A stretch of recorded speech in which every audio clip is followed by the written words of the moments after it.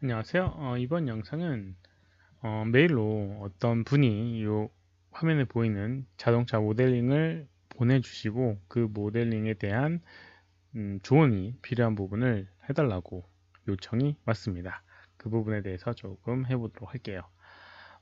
면 정리에 대한 이슈가 가장 컸었는데요. 어떤 식으로 해야지 이제 각을 만들 수 있는지에 대한 그런 이슈가 많은데 한번 얘기를 해보도록 하겠습니다. 근데 이제 먼저 그 면 정리에 앞서서 씬 정리를 먼저 진행해야 될 것 같은데요. 지금 이 파일을 실제로 열었을 때 2020 버전에서 열었을 때는 이게 면이 제대로 구성되지 않았어요. 그리고 2018 버전도 마찬가지로 구성되지 않았고요. 2019 버전에서만 그나마 이렇게 제대로 아웃풋이 되는, 아까 그 불러들이는 그런 상황이 됐습니다. 그 이슈에 대한 것을 한번 보면 오브젝트를 이렇게 선택했을 때 오른쪽에 input이라고 하는 항목에 여러 개의 명령어들이 이제 수행되어 있는 부분을 볼 수가 있는데요. 이 부분 때문에 그런 문제가 생기게 될 걸로 확인이 되었습니다. 이걸 지우고 열었을 때는 문제가 없었거든요. 그래서 이제 이걸 보통 히스토리라고 불리는데 모델링 할 때 여기 있는 히스토리들은 이 선들을 이렇게 늘리고 나가는 것들을 계속 남게 되는 그런 부분입니다. 그래서 그런 것들은 지워줘도 상관이 없거든요. 그래서 이런 것들은 delete by type, edit의 delete by type history라는 걸 이용해서 선택한 오브젝트의 히스토리를 이렇게 지워주는 명령어를 사용하던가 아니면 delete all by type history라는 걸 이용해서 모든 화면에 있는 모든 히스토리를 지워주는 그런 방법으로 제거를 해주는 게 좋습니다. 뭐 실제로 이 히스토리를 가지고 애니메이션이라든가 기타 작업들을 하는 경우가 있는데 모델링에서는 거의 의미가 없는 부분이 많아요. 그러니까 정기적으로 지워서 데이터를 깔끔하게 만들어주는 게 좋습니다. 이것이 남아있게 되면 이 명령어들을 수행을 해서 이 오브젝트를 만들어내는 그런 과정들이 생기기 때문에 열 때도 오래 걸리게 되고요. 그리고 만약에 약간 꼬인다라고 하면 다른 씬이 안 열리는 경우도 있습니다. 그리고 데이터 양도 많아지게 되고요. 여러 가지 면에서 효율적인 작업을 위해서는 히스토리를 정기적으로 지워주는 게 좋아요. 우선 그걸 먼저 언급을 드리고 진행하도록 하겠습니다. 화면에도 뭐 여기 있는 그룹이라든가 이런 것들이 필요 없는 부분이 있는데요. 뭐 이런 것들도 뭐 지워주면 좋겠죠. 필요 있는 것만 딱 남겨주는 게 좋을 겁니다. 아무튼 이렇게 먼저 씬부터 정리를 하고 하도록 하겠습니다. 안 열리는 경우가 있으니까요. 중요한 부분입니다. 그리고 한 가지 조금 더 얘기 드릴 부분이 있다라고 하면 이 창문이 하나로 이제 덩어리 되어 있는데 이거는 나중에 분리를 해서 사용을 하려고 하겠죠? 네, 그건 한번 얘기를 드리고 가도록 하겠습니다. 뭐 여기 쉐이더도 다른 쉐이더를 쓴 걸 보니까 분리를 할 것 같은데 면의 흐름이나 이런 것들에 의해서 어, 분리를 했던 거라고, 아니 하나로 만들었다고 생각을 하겠습니다. 나중에 이제 분리를 해주시면 좋을 것 같고요. 여기는 자동차 바퀴는 왠지 모델링 한 게 아닌 것 같은 느낌이에요. 어디서 갖고 온 것 같은 느낌입니다. 페이스트 오브젝트를 된 걸 보면 어디서 복사해서 붙여놓은 것 같은 느낌인데 얘도 뭐 그게 아니다고 해도 얘 같은 경우도 지금 타이어의 형태가 바퀴라든가 휠이라든가 요소들이 나뉘어져 있어야지 나중에 재질을 적용하거나 아니면 조정할 때 도움이 되게 될 겁니다. 그래서 이것도 분리를 해주는 게 우선 좋을 것 같고요. 그러면 우선 그 각지는 느낌을 한번 언급을 드려보도록 하겠습니다.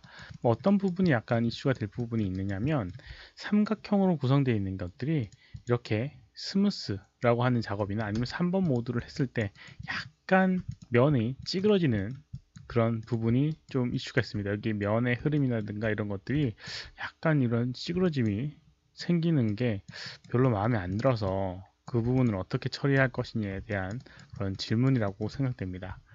어렵게 생각할 필요가 없을 것 같아요. 이렇게 지금 구성을 해온 과정을 그대로 사용을 해주시면 될 것 같은데요. 예를 들어서 이 부분 같은 경우 보게 되면 여기 있는 부분이 삼각형입니다. 여기 있는 부분도 삼각형이고요.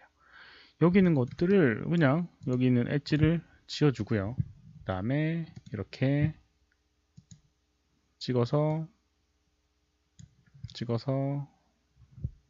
엔터. 여기 있는 거 마찬가지로 여기 있는 부분 지우고 이렇게 이렇게 그 다음에 이렇게 연결해 주면 될 것 같아요. 이러면 삼각형이 아니라 사각형 형태의 모양이 만들어지게 됩니다. 여기 부분이 너무 이상하지 않느냐라고 생각할 수도 있을 것 같아요.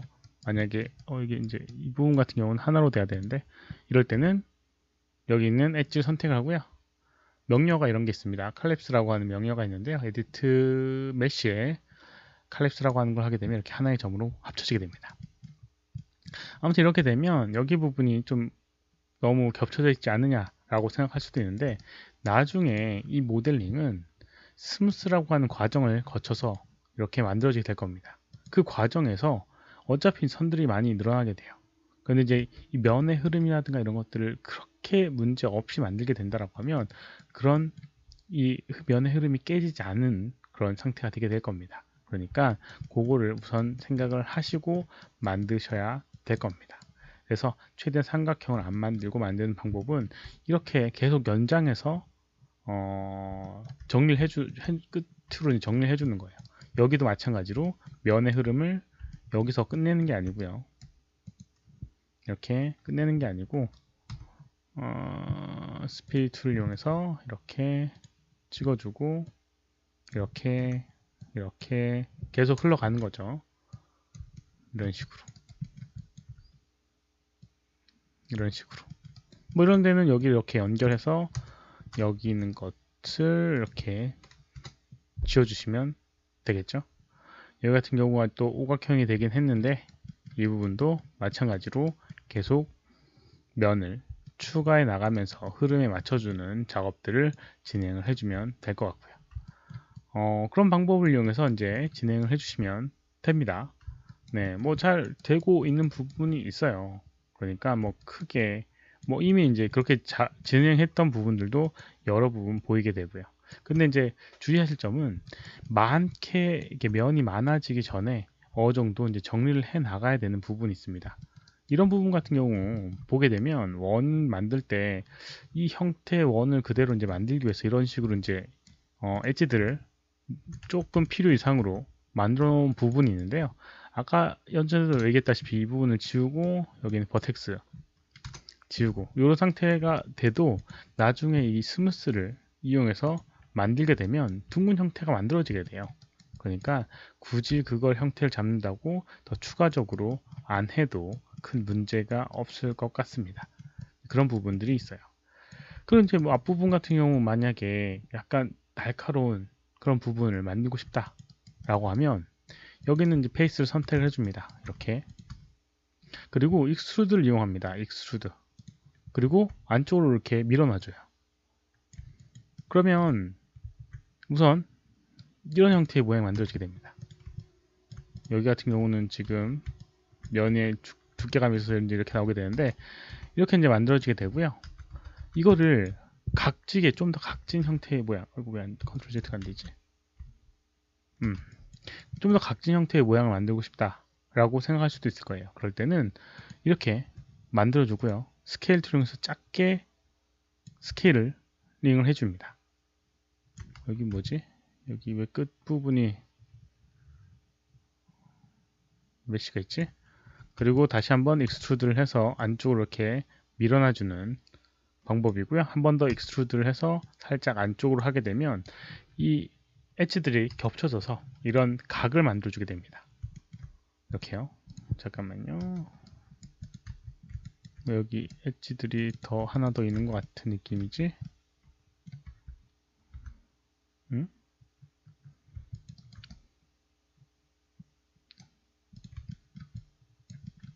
끝부분이라서 그렇구나.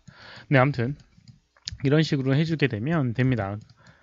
라인이나 이런 것들 이제 홈을 만들어주고 싶다라고 하면 이제 두 개의 오브젝트를 만들어 주거나, 아니면 예를 들어서 여기 있는 이 부분 옆쪽 라인에 뭐 파틱 라인이라고 해서 이 선 형태로 이제 그 연결 부위를 만들고 싶다라고 하면 여기 있는 것들을 간단하게 면을 늘려서 안쪽으로 밀어넣는 방법을 씁니다. 그래서 여기 있는 이 멀티 컷을 이용해서 컨트롤 키를 누르게 되면 이렇게 면의 라인을 그릴 수 있고요.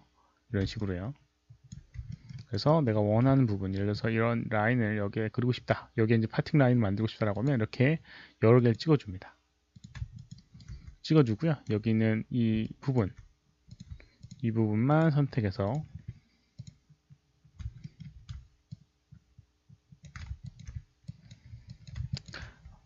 안쪽으로 이렇게 밀어 넣거나 하게 되면 모양이 뭔가 이상하지만 하여튼 이렇게 안쪽으로 밀어 넣어주게 되면 이런 식으로 안쪽으로 밀리게 되고요. 이 상태가 나중에는 이런 안쪽으로 파여져 있는 부분이 만들어지게 됩니다.